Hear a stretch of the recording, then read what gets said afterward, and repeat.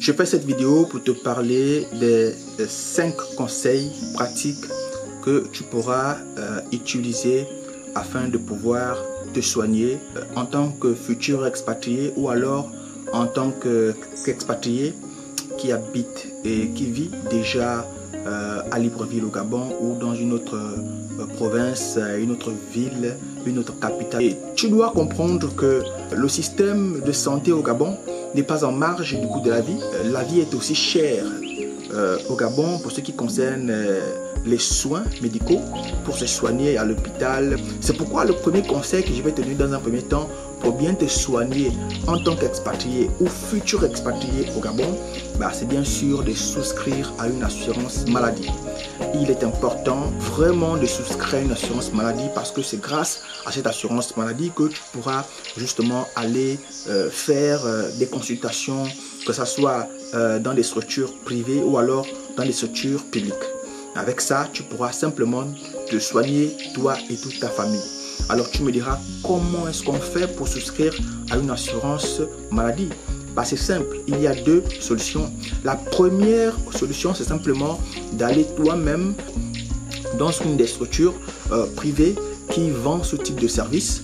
Vous allez certainement là-bas remplir un formulaire ou alors produire vos pièces et notamment la pièce d'identité pour les expatriés, la pièce d'identité phare, c'est bien sûr la carte de séjour. Donc déjà, qu'une fois vous êtes en règle dans le pays avec votre carte de séjour, faire tout ce que vous avez envie de faire, ouvrir un compte bancaire justement et souscrire à une assurance maladie. Le deuxième moyen de pouvoir souscrire à une assurance maladie, c'est bien évidemment si vous avez un emploi, si vous êtes employé quelque part. Alors la société ou l'employeur, celui qui vous emploie, va s'occuper, n'est-ce pas, de faire la démarche pour vous au nom de son entreprise. Et donc ça veut dire que vous allez être couvert par le label de l'entreprise qui vous emploie, à être assuré, avoir une assurance maladie. Ce qui veut dire que lorsque vous serez malade, vous, votre femme ou vos enfants, vous irez simplement à l'hôpital, avoir une consultation, faire des examens, aller en pharmacie pour l'achat des médicaments sous la bannière de l'assurance de la société qui vous emploie. Donc voici les 2 solutions pour souscrire une assurance maladie.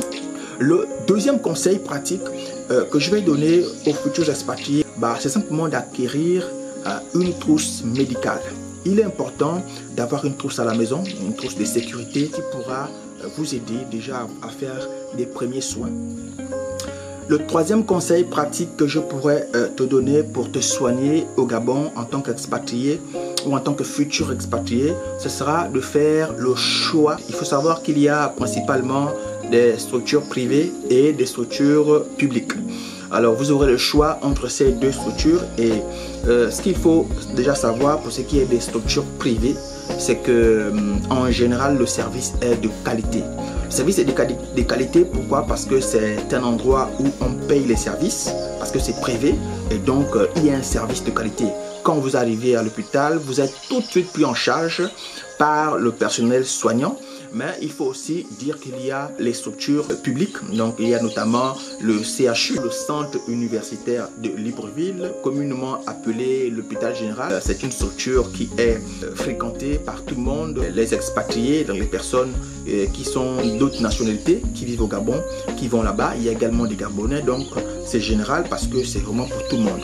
Et il y a quelque chose de particulier, c'est que dans ce type de structure, vous avez un personnel soignant, mais vraiment de qualité. En termes, n'est-ce pas, de compétences, le personnel que vous allez trouver là-bas, dans ce type de structure, parce qu'il n'y a pas que l'hôpital général, mais il y a également le CHU d'Ovendo et le CHU d'Angondje.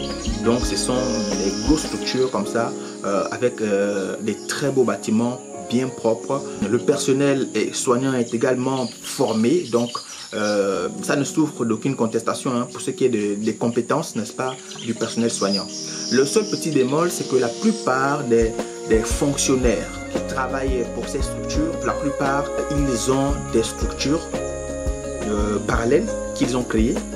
Donc, ils travaillent pour 2 structures, donc leur propre structure et la structure de l'État. Et donc, ce qui va se passer, c'est quoi? C'est que si vous êtes malade et vous choisissez d'aller dans une de ces structures publiques, il peut arriver que vous ayez du mal à être pris en charge. Parce que parfois, vous allez arriver à 6 heures, mais vous allez être reçu à 15 heures. Pourquoi? parce que simplement le médecin qui doit vous recevoir le matin, il était d'abord dans sa propre structure. À 15 h, il est venu vous trouver à l'hôpital général. Donc, ils passent souvent beaucoup plus de temps dans leur propre structure, moins de temps là où ils sont employés par l'État. S'il arrive que vous allez à l'hôpital et vous avez vraiment envie d'être pris en charge dans l'immédiat, la solution que je vous propose, ce n'est pas d'aller à l'hôpital général, mais c'est d'aller dans une structure privée pour vraiment prendre soin de vous dans l'immédiat, parce que les questions de santé, c'est très important.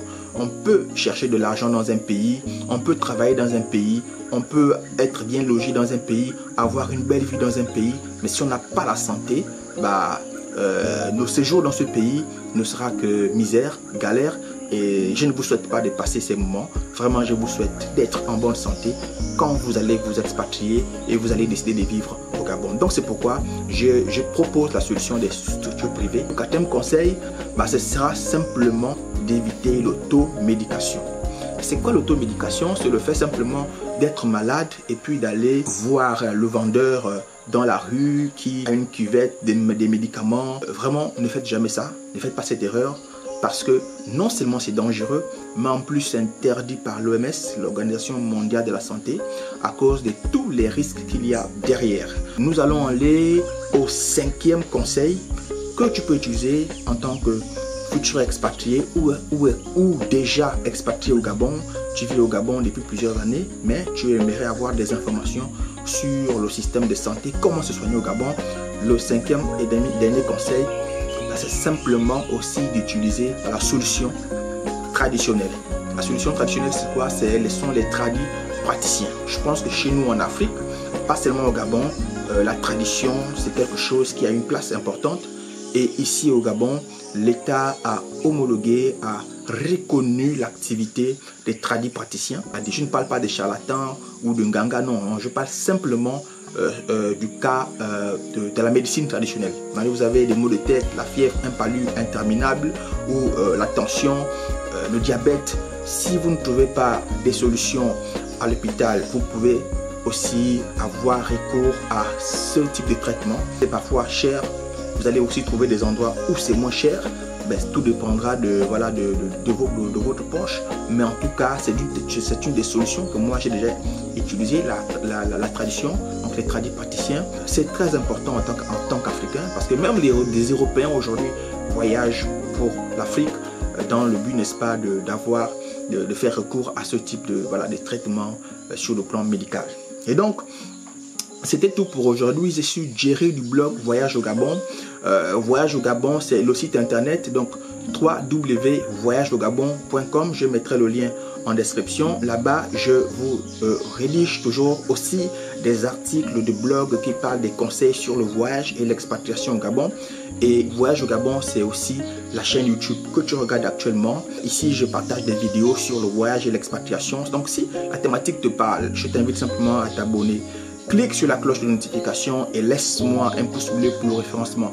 Pour ce qui est de la chaîne YouTube, pour ce qui est du site internet, de me laisser votre adresse email dans la newsletter de façon à recevoir tous les articles que je vais publier régulièrement, de façon à ce que tu sois informé par rapport au voyage et l'expatriation au Gabon. On se retrouve à très bientôt pour une nouvelle vidéo.